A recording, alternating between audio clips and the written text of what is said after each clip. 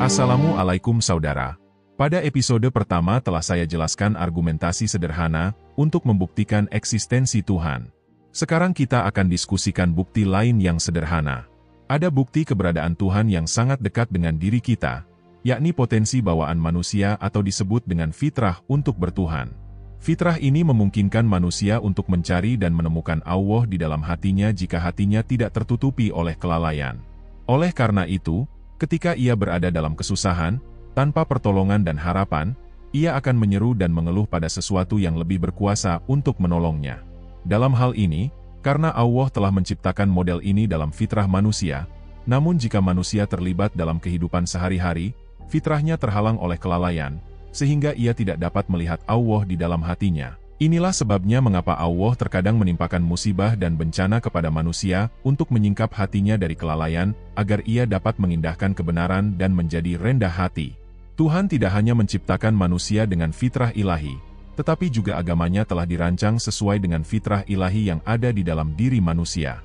Oleh karena itu, Tuhan mengajak manusia untuk mengikuti agama Tuhan yang sesuai dengan fitrah manusia dan kemampuan manusia untuk mencari Tuhan di dalam hatinya. Bayangkan Anda berada di sebuah kapal di lautan, tiba-tiba kapal tersebut ditelan oleh badai air laut, dan Anda melihat bahwa Anda akan mati. Anda kehilangan harapan pada semua sarana material. Namun, secercah harapan muncul di dalam diri Anda bahwa ada yang maha kuasa yang mampu menyelamatkan Anda.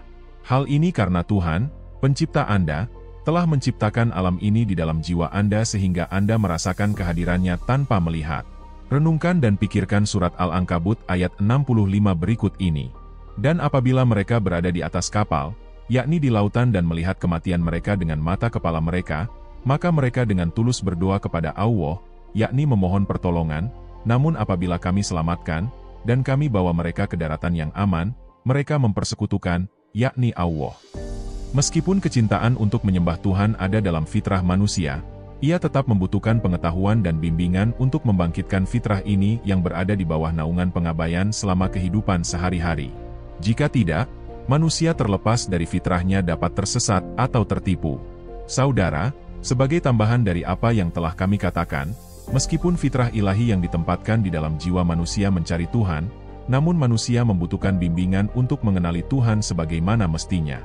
Jika tidak, ia bisa saja melakukan kesalahan dan menyembah Tuhan-Tuhan atau dewa-dewi yang salah, bukannya Tuhan yang Maha Esa, yang Maha tak terbatas.